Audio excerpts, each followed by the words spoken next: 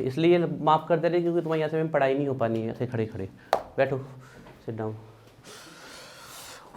Next डालिए heading macroscopic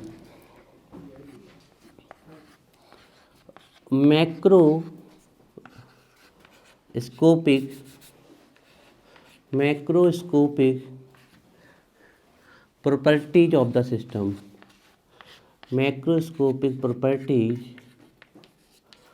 of the system, macroscopic properties of the system.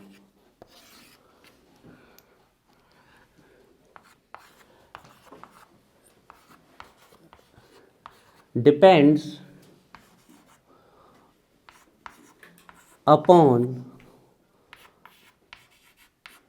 bulk of species, depends upon bulk of species. Species से मतलब है हमारा वो कुछ भी हो सकते हैं, एटम्स हो सकते हैं, आयंस हो सकते हैं, मॉलिक्यूल्स हो सकते हैं, है ना, कुछ भी हो सकते हैं। Depends upon bulk of species present in the system, present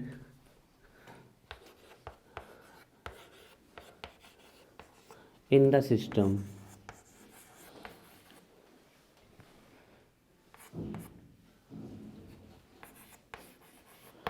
देखिए इस हेडिंग का कोई ज़्यादा इंपॉर्टेंस नहीं है, इसके बाद दो इसकी सब हेडिंग आने वाली हैं, वो बहुत इंपॉर्टेंट है, वो इंपॉर्टेंट है। हम कहेंगे मैक्रो, मैक्रो का मतलब ही क्या होता है, लार्ज, बड़ा, ज़्यादा, आ रही बात समझ में। तो हम कहेंगे जो भी ऐसी प्रॉपर्टी जो सिस्टम में, बल्क मतलब क्या हो गया, ढेर, बहुत सारा, पूरा, बल्क मतलब ढेर, बहुत सारा, पूरा, है ना, बात समझ, उसको हम बोलेंगे बल्क, ध्यान रखिएगा। तो हमने बोला depend upon bulk of species. अब वो स्पीसीज क्या हो सकती हैं, एटम्स, आयंस, मॉलिक्यूल। जो सिस्टम में प्रेजेंट है वो पूरे एटम्स, आयंस और मॉलिक्यूल्स पूरे उसके अमाउंट पे डिपेंड करेगी। ऐसी प्रॉपर्टी हमारी क्या कहलाएंगी, macroscopic properties of the system.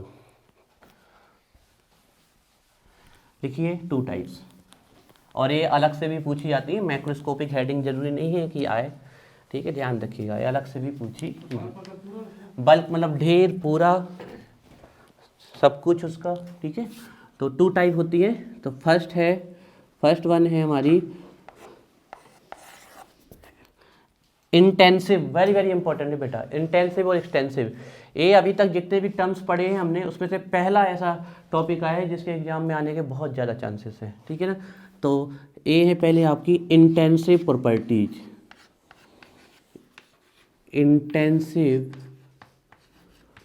Properties.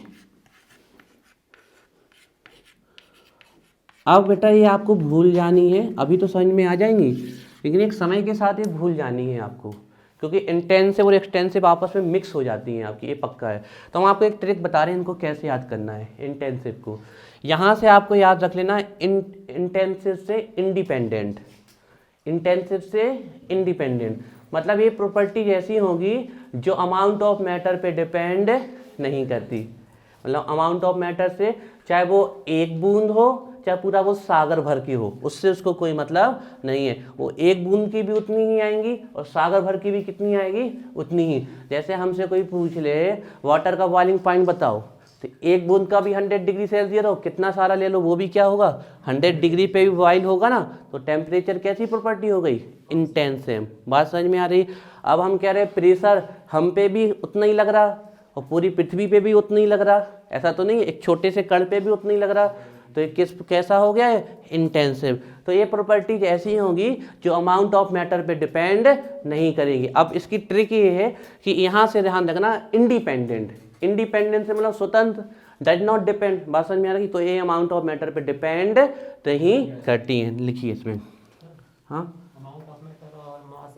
हाँ, मैटर मतलब मास की डेफिनेशन नहीं होती है, amount of matter present in a substance called मास, ठीक है। लिखिए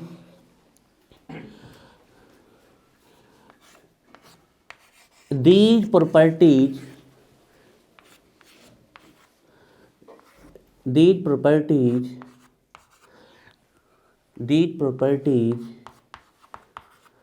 the properties of the system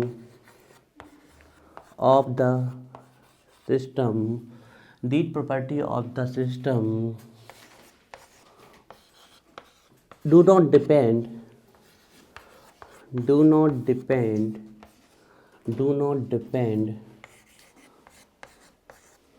upon amount quantity जो लिखना चाहे do not depend upon amount of matter. The properties of the system which does not depend upon the amount of matter called intensive properties. तो these properties of the system do not depend upon amount of matter. ये matter के amount पे depend नहीं करती कि जो system में present है. क्लियर है बात. अब ये हमारी कौन कौन सी हो सकती है देखिए यहाँ पर. अभी हम इसकी ट्रिक भी बताएंगे याद करने की. अब हम आपको यहीं से ट्रिक बताते जाएंगे. आती है बेटा, यहाँ से आता है क्वेश्चन, बहुत इंपॉर्टेंट है, या तो ऑब्जेक्टिव में भी आता है. तो हम कौन कौन सी प्रॉपर्टीज ले लें. टेम्परेचर, प्रेशर, बात समझ में आ रही है. ये दोनों अमाउंट ऑफ मैटर से कैसी हैं, independent. Temperature, pressure, surface tension.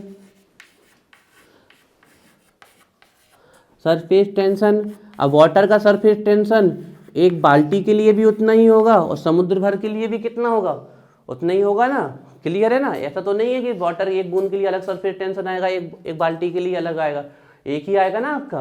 अब हमसे कोई कह दे कि जाओ सरफेस टेंशन निकाल के लाओ सागर का, तो पूरे सागर को थोड़ी मापते फिरेंगे, थोड़ी सी क्वांटिटी का माप लेंगे, वही सागर का हो जाएगा. बात समझ में आ रही है. तो टेम्परेचर, प्रेशर, सरफेस टेंशन, हाँ ग्रेविटेशन फोर्स भी हो जाएगा, लेकिन वो केमिस्ट्री में नहीं है इसलिए नहीं लिख रहे हम. विस्कोसिटी नहीं बेटा, ग्रेविटेशन तो अमाउंट ऑफ मैटर पे डिपेंड कर जाएगा ना बेटा, है ना. हल्की चीज़ है तो अलग हो लगेगा और भारी चीज़ है तो अलग लगेगा ना. एक पॉलीथीन पे ग्रेविटेशन अलग लगेगा और एक लोहे के पीस पे ग्रेविटेशन अलग लगेगा. ऑब्जेक्ट के अमाउंट पे तो डिपेंड कर जाएगा ना वो, है ना. अरे कैसे आप, जैसे हम कह दें कि हाँ हमने कहा कि अगर कोई चीज़ बहुत हल्की है तो उस पर अलग ग्रेविटेशन लगेगा और एक चीज़ बहुत भारी है उस पर अलग ग्रेविटेशन लगेगा. भले ही पृथ्वी का ग्रेविटेशनल कांस्टेंट है लेकिन उस पर तो अलग अलग लग रहा है ना. ठीक है. तो pressure, temperature, surface tension, viscosity, ये ध्यान रखिएगा.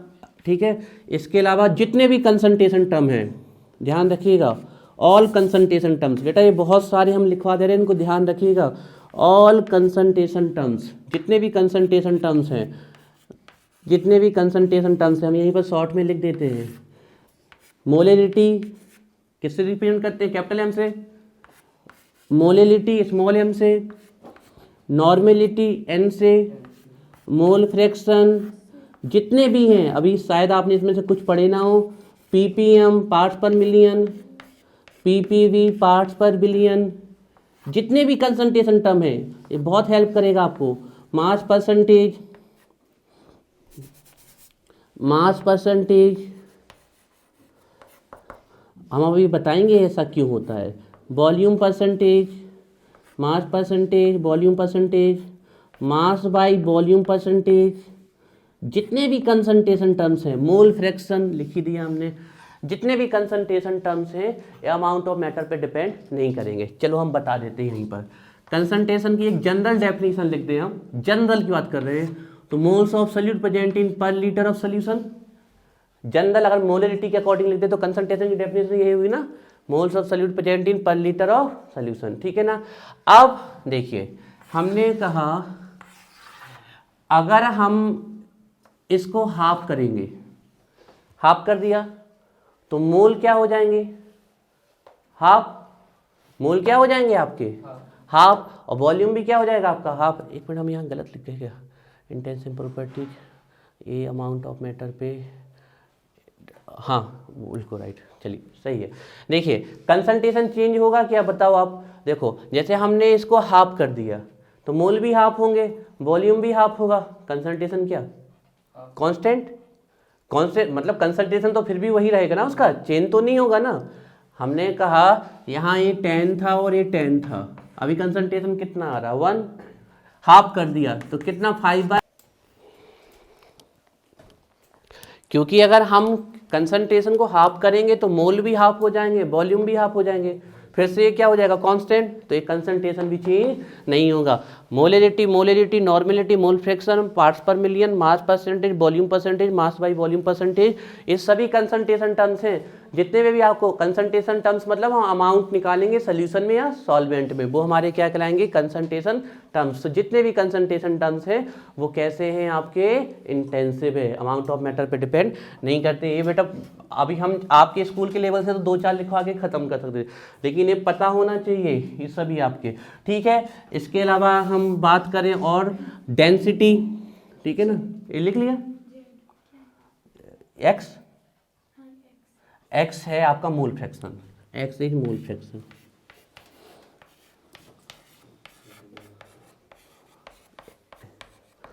एक्स इज मोल फ्रैक्शन, ये पढ़ाया नहीं हमने आपको, पढ़ाया ना मोल फ्रैक्शन, है ना। All concentration terms, density, density बताओ अमाउंट ऑफ मैटर पे डिपेंड करेगी। अब आप लोगों को लग रहा होगा करेगी, लेकिन नहीं करेगी। आप बताओ, हम एक लोहे का टुकड़ा उठा लाएं, उस पूरे की डेंसिटी निकाले चाहे उसके छोटे से पीस की निकाले, क्या आएगी, बराबर ही आएगी ना उसकी डेंसिटी। अब ऐसा होता क्यों है, डेंसिटी अपॉन क्या, मास अपॉन वॉल्यूम, है ना। हाफ करेंगे तो मास भी हाफ होगा, वॉल्यूम भी हाफ होगा, फिर से ये क्या हो जाएगी कांस्टेंट, है ना। तो ये अब ये बहुत ऐसे हमें लगता है कि सोचने पे ये है, तो ध्यान रखने का। डेंसिटी कैसी है आपकी, इंटेंसिव प्रॉपर्टी है। डेंसिटी हो गई, विस्कोसिटी हो गई, सरफेस टेंशन हो गया। अब एक बात ध्यान रखिएगा, बहुत इंपॉर्टेंट बता रहे हैं आपको, पहले हम 2 बहुत इंपॉर्टेंट लिखवा दें। पीएच, पूछा हुआ क्वेश्चन है नीट में। पीएच क्या है, एक प्रकार का कंसंट्रेशन को डिफाइन करने वाली क्या है, एक स्केल है। एसिडिटी, बेसिसिटी और न्यूट्रलिटी को क्या करती है, डिफाइन। ये भी अमाउंट ऑफ मैटर पर डिपेंड नहीं करती है, पूछा हुआ क्वेश्चन है ये, धूड़ धूड़ के आप लोगों के लिए। EMF of the cell, electromotive force of the cell, ध्यान रखिएगा, ये भी आपके अमाउंट ऑफ मैटर पे डिपेंड नहीं करता है। EMF of the cell. अब एक चीज ध्यान रखना, किसी के भी आगे मोलर लिख जाए या स्पेसिफिक लिख जाए, वो हमेशा अमाउंट ऑफ मैटर से क्या होगा, इंडिपेंडेंट होगा। जैसे हमने लिख दिया मोलर, तो इसका मतलब क्या हो गया, वो 1 मोल का है, तो अमाउंट तो फिक्स कर दिया ना। सुनो फिर से बात, हमने बोला मोलर, मोलर मतलब कितने का निकाल रहे हैं, 1 मोल का। अब हमने अमाउंट फिक्स कर दिया 1 मोल का, बात समझ में आ गई ना। अब वो चाहे हजारों मोल हो, निकालना किसके लिए हमें, 1 मोल के लिए, तो अमाउंट ऑफ मैटर से क्या हो गई, इंडिपेंडेंट। तो किसी के भी आगे मोलर लगा मिल जाए स्पेसिफिक, स्पेसिफिक का मतलब क्या होगा, एक डेफिनेट चीज का निकाल रहे हैं। डेफिनेट मतलब अब फिर वहां पे अमाउंट ऑफ मैटर से मतलब नहीं है, बात समझ में आ रही है। तो किसी के भी आगे मोलर लिखा मिल जाए आपको, या स्पेसिफिक लिखा मिल जाए, या पर यूनिट लिखा मिल जाए। पर यूनिट का मतलब किसी एक इकाई में, अब 1 इकाई में कर रहे हैं तो वो करोड़ों इकाई भी पता हो तो हमें क्या करना, हमें तो 1 इकाई से मतलब। तो किसी के आगे मोलर लगा मिल जाए, या स्पेसिफिक लगा मिल जाए, या पर यूनिट लिखा मिल जाए, वो अमाउंट ऑफ मैटर पर डिपेंड नहीं करेंगे। ये बात आपको ध्यान रखनी है। तो देखिए जैसे हम लिख दें, नेक्स्ट है molar heat, molar heat capacity, molar heat capacity, molar heat capacity, specific heat capacity, specific heat capacity, specific heat capacity, specific heat capacity, molar enthalpy, molar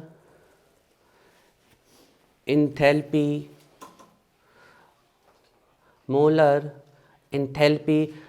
अब हीट कैपेसिटी तो अमाउंट ऑफ मैटर पे depend करती है, थोड़े से की कम heat होगी, ज़्यादा की ज़्यादा हीट होगी। लेकिन molar heat capacity, specific molar heat capacity का मतलब क्या होगा, 1 मोल की हीट कैपेसिटी, है ना। हीट कैपेसिटी क्या होती है, किसी भी ऑब्जेक्ट का 1 डिग्री सेल्सियस या 1 केल्विन टेम्परेचर बढ़ाने के लिए जो हीट दी जाती है वो क्या कहलाती है, आपकी हीट कैपेसिटी, 1 डिग्री। अगर हम 1 गिलास पानी का 1 डिग्री सेल्सियस टेम्परेचर बढ़ा रहे हैं और एक बाल्टी पानी का, एक बकेट पानी का 1 डिग्री सेल्सियस बढ़ा रहे हैं टेम्परेचर, तो अलग अलग हीट देनी पड़ेगी ना हमें। लेकिन हमने तो फिक्स कर दिया ना कि कितने मोल की बढ़ानी है हमें, 1 मोल की, तो अब अमाउंट ऑफ मैटर पर डिपेंड नहीं करेगी। स्पेसिफिक हीट कैपेसिटी 1 ग्राम के लिए निकाली जाती है, लेकिन यहाँ ध्यान रखिए वर्ड लिखा आ जाए मोलर और स्पेसिफिक वर्ड लिखा आ जाए या पर यूनिट लिखा आ जाए आपका, ऐसा ना बोल दिया पर यूनिट वॉल्यूम, मतलब वॉल्यूम कितना है, या तो 1 लीटर है या 1 ml है, फिक्स कर दिया ना पर यूनिट वॉल्यूम। तो किसी के आगे आपका मोलर लिखा मिल जाए, ये ध्यान रखिएगा, पूछा जाता है molar heat capacity, specific heat capacity, molar enthalpy. Enthalpy तो अमाउंट ऑफ मैटर पे डिपेंड करती है, ध्यान रखिएगा, लेकिन क्या लगा है आगे, मोलर, मोलर इंथैल्पी। अब किसी के भी आगे मोलर लगा मिल जाए, आज के बाद पकड़ लो, वो अमाउंट ऑफ मैटर पे डिपेंड नहीं करेगा। स्पेसिफिक, जैसे हम बोलते हैं फ्री एनर्जी, वो अमाउंट ऑफ मैटर पे डिपेंड करती है, लेकिन molar free energy amount of matter पे डिपेंड, क्योंकि वो कितने मोल की हो गई, 1 मोल की, ये बात ध्यान। और देखें जैसे कि हम रिफ्रैक्टिव इंडेक्स, अब रिफ्रैक्टिव इंडेक्स हम चाहे गिलास के इतने से टुकड़े का निकालें चाहे पूरे गिलास का निकालें, वो तो उतना ही आने वाला है रिफ्रैक्टिव इंडेक्स। एक पर्टिकुलर एंगल से ही उसकी शाइनिंग टेंडेंसी जो होगी, जो लाइट को वो रिफ्लेक्ट करेगा, वो एंगल तो फिक्स रहेगा ना उसका। तो जैसे डायमंड का रिफ्रैक्टिव इंडेक्स देख लें हम, तो चाहे हम उस छोटे से डायमंड का निकालें चाहे बड़े का, अगर प्योर डायमंड है तो उसका रिफ्रैक्टिव इंडेक्स कैसा आने वाला है आपका, सेम आने वाला है। तो ध्यान रखिएगा रिफ्रैक्टिव इंडेक्स, यही लिखते जा रहे हैं हम, रिफ्रैक्टिव इंडेक्स,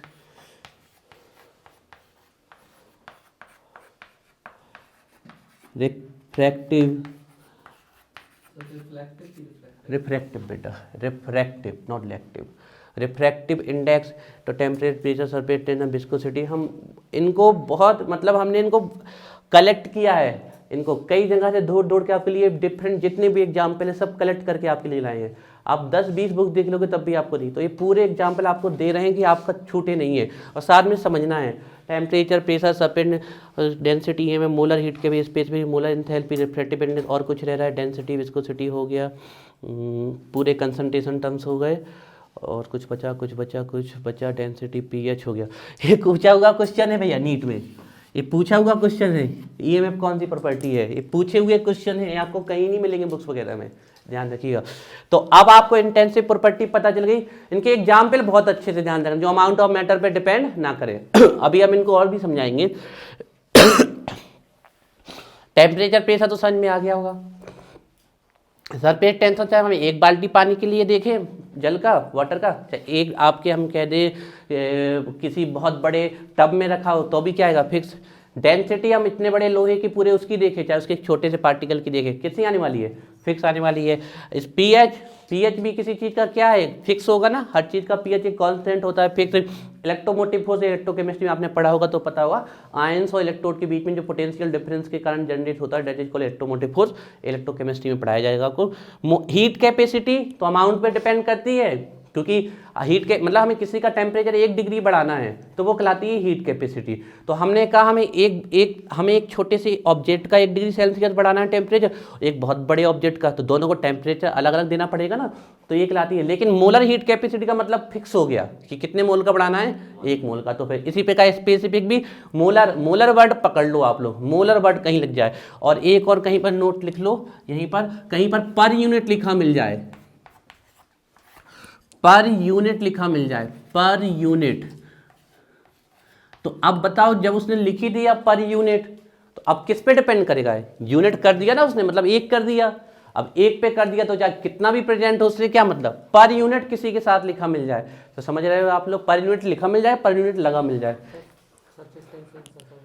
सरफेस टेंशन बेटा जैसे कि हमने किसी भी लिक्विड की जो टेंडेंसी होती है इनवर्ट पुल लगाती है, जिसके कारण उसकी जो सरफेस होती है टेंस दिखती है, तनी दिखती है, वो सरफेस टेंशन होती है। अब वाटर को चाहे एक इतने छोटे से बाउल्स में लो, कटोरी में लो, ठीक है ना, या फिर इतने बड़े में लो, उसका सरफेस टेंशन तो फिक्स है ना, क्या चेंज होगा, सरफेस टेंशन तो उसका फिक्स है, वहाँ भी उतनी वो फ्लैट आएगा और बाल्टी में भी उतनी फ्लैट आएगा, सरफेस टेंशन क्या हो गया उसका, फिक्स क्वांटिटी है आपकी। हाँ लिक्विड में ही, लिक्विड का ही होता है सरफेस टेंशन, है ना, जैसे वाटर का बहुत ज़्यादा होता है। कंसंट्रेटेड H2SO4 का सीधा सा मतलब है बेटा कि H2SO4 उसमें बहुत ज़्यादा अमाउंट में प्रेजेंट है, दैट इज कंसंट्रेटेड H2SO4। अगर उसमें सॉल्वेंट ज़्यादा है तो मतलब उसमें H2SO4 की क्वांटिटी क्या है, कम है, तो वो हो जाएगा डाइल्यूट। कंसंट्रेटेड का सीधा सा मतलब है उसमें अमाउंट ज़्यादा है उस चीज़ का, ठीक है। तो ये हो गई एक्सटेंसिव प्रॉपर्टी। अब इंटेंसिव। अब आपके इस चैप्टर में इंटेंसिव नहीं है, एक्सटेंसिव ही एक्सटेंसिव है। आपको इस पूरे चैप्टर में एक्सटेंसिव पढ़ना है जो हम नेक्स्ट लिखवा रहे हैं, लेकिन ध्यान रखना यहाँ से कुछ भी पूछा जा सकता है। तो सेकेंड नंबर की प्रॉपर्टीज है हमारी सेकेंड नंबर की प्रॉपर्टीज हैं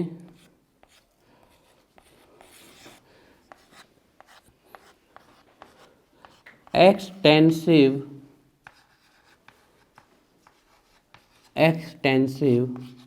प्रॉपर्टीज। वो अमाउंट ऑफ मैटर पे डिपेंड करती थी क्या?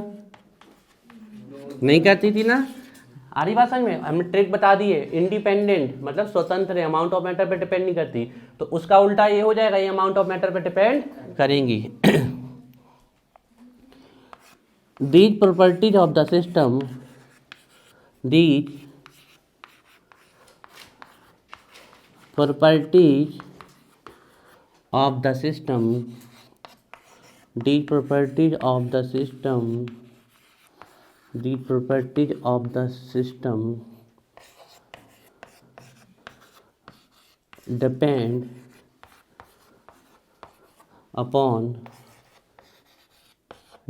upon amount of matter matter लिख लो, मास लिख लो, क्लियर है ना ये बात? यस, मैटर या मास कुछ भी लिख लें हम, है ना। Amount of matter present in a system, present in a, एक ऐसी प्रॉपर्टी है जो अमाउंट ऑफ मैटर पे डिपेंड करेंगी। अब इनके पहले हम आपको सीधे हम बता दें आपको एग्जाम्पल क्या। सबसे पहले तो ऊषा याद रखना है, इंटरनल एनर्जी, एंट्रोपी, एंथैल्पी, ये किस पे डिपेंड करती है? Amount of matter. ये चार प्रॉपर्टी सबसे पहले याद कर लो, ये अमाउंट ऑफ मैटर पे डिपेंड करती है। सबसे पहले एंथैल्पी, ठीक है ना, या फिर ऐसे देख लो, या ट्रिक से याद करना है तो ऊषा ऐसे याद, मतलब ये तीनों याद रखना है। कैसी है? एक्सटेंसिव, अमाउंट ऑफ मैटर पे। देखिए इंटरनल एनर्जी, जिसके पास अमाउंट ज़्यादा है उसकी इंटरनल एनर्जी ज़्यादा होगी, कम है उसकी कम होगी। एंट्रोपी क्या होती है? डिसऑर्डर का मेजरमेंट, अगर अमाउंट ज़्यादा होगा तो डिसऑर्डर ज़्यादा होगा, कम होगा। एंथैल्पी भी एक प्रकार की हीट होती है जो कांस्टेंट प्रेशर पे होती है, तो कम मटेरियल तो कम हीट, ज़्यादा मटेरियल तो ज़्यादा हीट। तो ये आपकी सबसे पहले देखिए हम लिख रहे हैं यहाँ पर U, इनके नाम आपको कुछ दिनों में क्लियर हो जाएंगे। U मतलब इंटरनल एनर्जी, ठीक है। S मतलब एंट्रोपी, H एंड फिर आपका G गिव्स फ्री एनर्जी। ये चार तो बेटा आपके इसी टॉपिक में है। हाँ डेल बेटा जब हम स्टेट फंक्शन की बात करेंगे, चेंज की अभी कोई जरूरत नहीं है, चेंज की बात करेंगे जब डेल लगा दो, इसमें कोई दिक्कत नहीं। USHG बेटा ये पूरा चैप्टर ही आपकी इन चार प्रॉपर्टीज पे डिपेंड है, internal energy, entropy, enthalpy, Gibbs energy. पढ़ने का क्रम ये होगा, पहले इंटरनल एनर्जी पढ़ोगे, फिर एंथैल्पी पढ़ोगे, फिर एंट्रोपी पढ़ोगे, लास्ट में गिब्स फ्री एनर्जी पढ़ोगे। ये इसका टर्म है पढ़ने का। तो ये चार अब आपके एग्जाम में सीधा पूछा जाता है एग्जाम में, एंट्रोपी है जब प्रॉपर्टी, तो आपको ध्यान रखना पड़ेगा कौन सी प्रॉपर्टी है एंट्रोपी? एक्सटेंसिव है, amount of dependent matter. Entropy का हम बिल्कुल सिंपल मीन बता दे रहे हैं, मेजरमेंट ऑफ डिसऑर्डर, और degree of measurement of degree of randomness और डिसऑर्डर इज इक्वल एंट्रोपी। ज्यादा डिसऑर्डर होगा ज्यादा एंट्रोपी होगी, कम डिसऑर्डर होगा कम एंट्रोपी होगी। जैसे गैसेस की एंट्रोपी क्या होती है? बहुत ज्यादा होती है, क्योंकि उसमें डिसऑर्डर क्या होता है? पार्टिकल कैसे भी पड़े रहते हैं। और सॉलिड की एंट्रोपी ऑलमोस्ट जीरो होती है, क्योंकि उसके पार्टिकल कैसे जमे होते हैं? डेफिनेट जमे होते हैं। तो ये चार तो पहले याद रखना है, आपके एग्जाम में यही पूछा जाता है छोटे बोर्ड लेवल के, लेकिन कॉम्पिटिशन के लेवल पे। तो ये हो गया आपका ये। अब अभी अभी हमने क्या लिखा था? Molar heat capacity, specific heat capacity, molar enthalpy. अब मोल अगर किसी के आगे से मोलर हट गया है ना, इन सब चीज़ों में अगर इन सब चीज़ों में हमने मोलर लगा दिया तो ये कैसी हो जाएंगी? इंटेंसिव, क्योंकि वो एक मोल की हो जाएगी। लेकिन अगर हमने जैसे ही इनके नाम से आगे से मोलर हटाया, सिर्फ इनको ऐसा रखा, तो अब किस पे डिपेंड करेगी? ये अमाउंट ऑफ मैटर पे। ये हो गया। इसके अलावा हम देख ले मास, अमाउंट ऑफ मैटर पे डिपेंड करेगा ना, ज़्यादा मैटर ज़्यादा मास, कम मैटर कम मास, मास हो गया। वॉल्यूम, वॉल्यूम भी अमाउंट ऑफ मैटर पे डिपेंड करेगा, क्लियर है? ज़्यादा मैटर है तो ज़्यादा वॉल्यूम कवर करेगा, कम मैटर है तो कम वॉल्यूम करेगा। तो internal energy, enthalpy, entropy, Gibbs free energy, mass, volume. इसके अलावा आपकी हीट कैपेसिटी,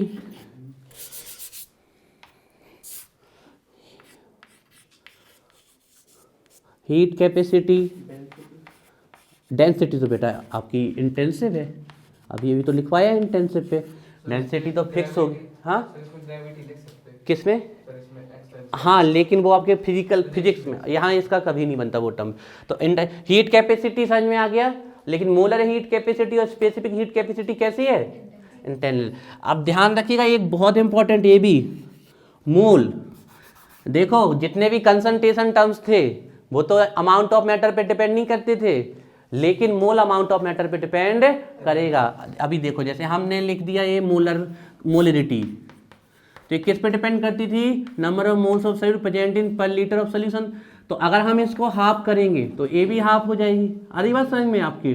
तो हमें कह रहे हैं, अच्छा देखो हाफ नहीं मतलब कांस्टेंट हो जाएगी। जैसे हमने मोल आपके जितने थे हमने उसको हाफ किया तो वॉल्यूम भी हाफ हो जाएगा, तो ये फिर से कैसी हो जाएगी? कांस्टेंट हो जाएगी। तो मोलरिटी तो आपकी अमाउंट ऑफ मैटर पे डिपेंड नहीं करती है, लेकिन ये देखो मोल अमाउंट ऑफ मैटर पे डिपेंड करते हैं, वॉल्यूम भी अमाउंट ऑफ मैटर पे डिपेंड करते हैं। तो यहाँ से कंक्लूजन क्या निकलता है?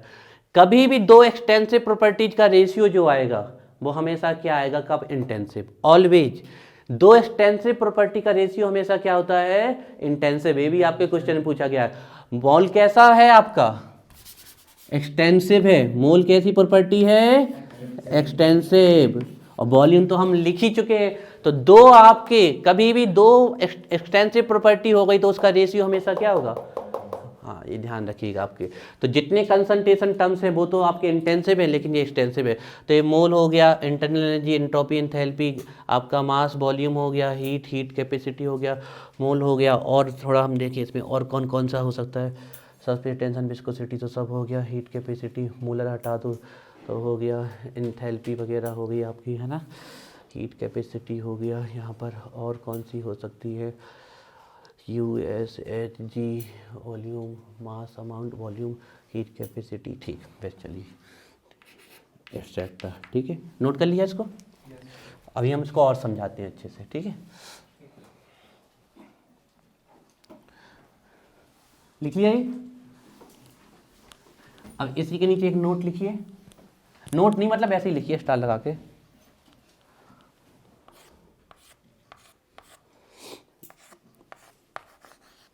The ratio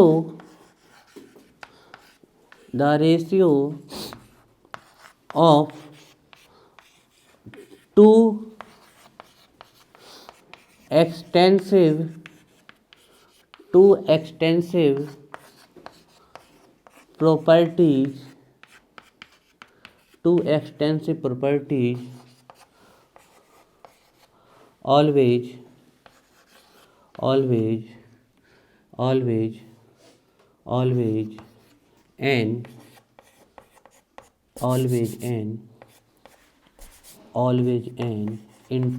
properties always an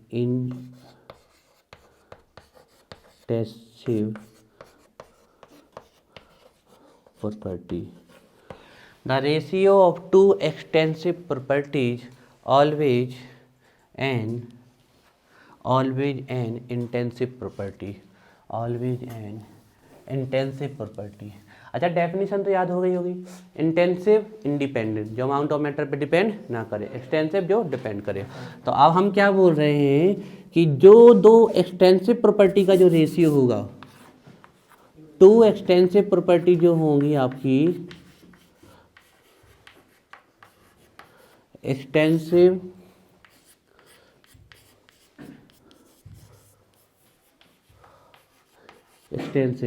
उसका रेशियो हमेशा क्या आएगा?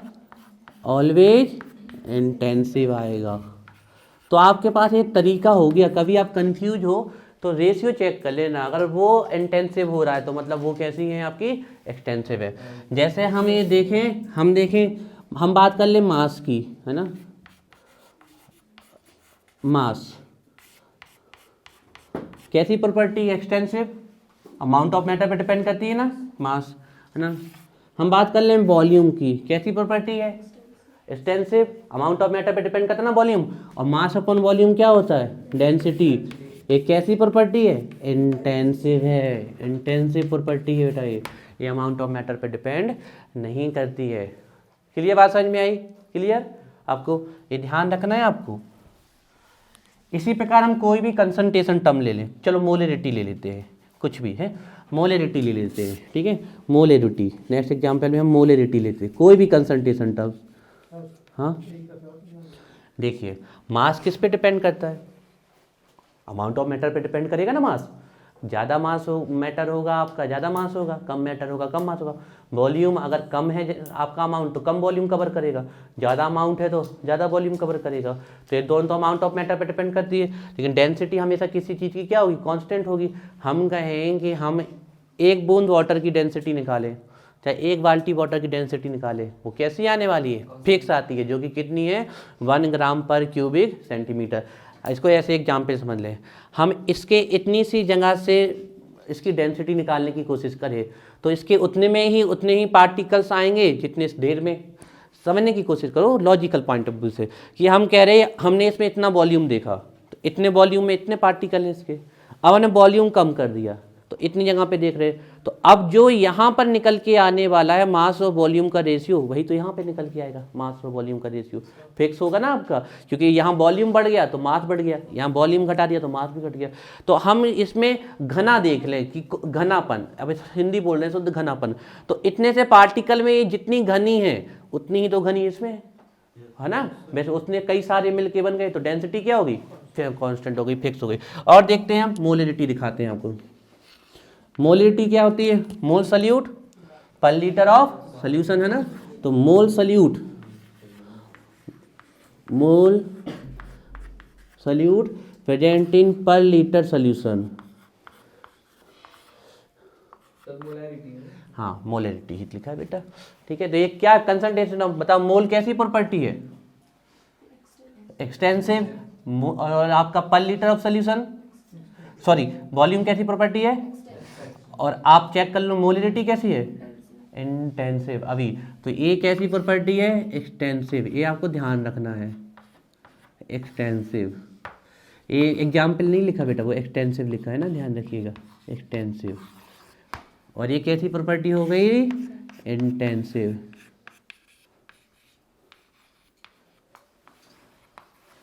नोट करिए। चलो इसको और एक लॉजिकल पॉइंट ऑफ व्यू से समझने की कोशिश करते हैं। रब कर दे? बन जाएगा? कभी इतने आराम से पढ़ रहे हो? अच्छे से बैठो, कैसे बिल्कुल तुम नीचे धड़क गए, बिल्कुल कुछ देर में तुम कुर्सी के नीचे ना पहुंच जाते। ठीक है, चलिए अब थोड़ा इसको लॉजिकल पॉइंट ऑफ व्यू से समझने की कोशिश करते हैं, ठीक है।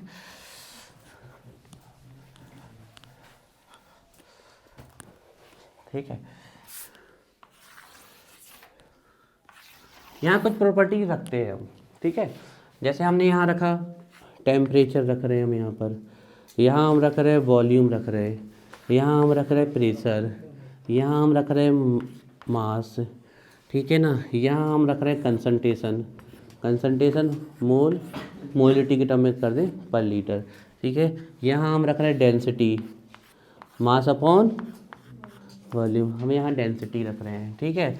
तो ये टेम्परेचर, प्रेशर, वॉल्यूम, एंथैल्पी, मास, यहाँ हम रख रहे हैं एंथैल्पी रख रहे हैं। तो टेम्परेचर, प्रेशर, वॉल्यूम, मास, एंथैल्पी हो गया, ठीक है। अब इतना रख रहे हैं। अब हम क्या कर रहे हैं, इस कंटेनर को हाफ कर रहे हैं, ठीक है। इस कंटेनर को हाफ कर रहे हैं, अमाउंट हमने चेंज किया, तो जो जो प्रॉपर्टी चेंज हो जाएगी, मतलब अमाउंट ऑफ मैटर पे डिपेंड करेगी, तो वो कैसी हो जाएगी? एक्सटेंसिव।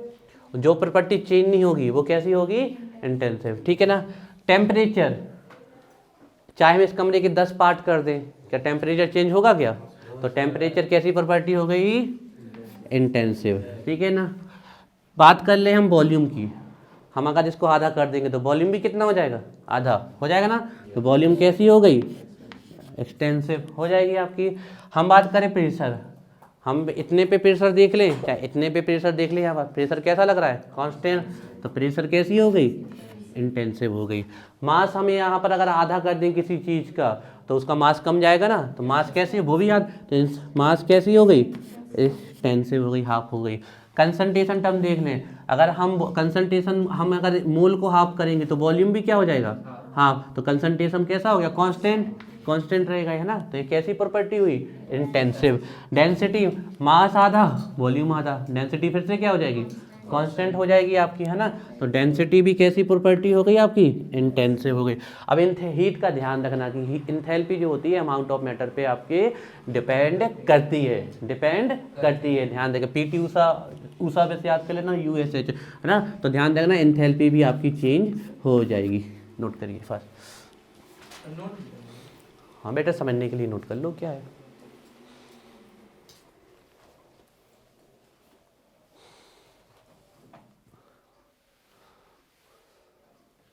तो जो जो चेंज हो रहे हैं अमाउंट ऑफ मैटर से वो कैसे हो गए, एक्सटेंसिव। और जो चेंज नहीं हो रहे वो कैसे हो गए, इंटेंसिव। चलो आप लोगों से एक आध क्वेश्चन पूछ ही लेते हैं हम यहाँ पर, देखते हैं कौन लोग, कितने लोगों को अभी तक याद हुआ है।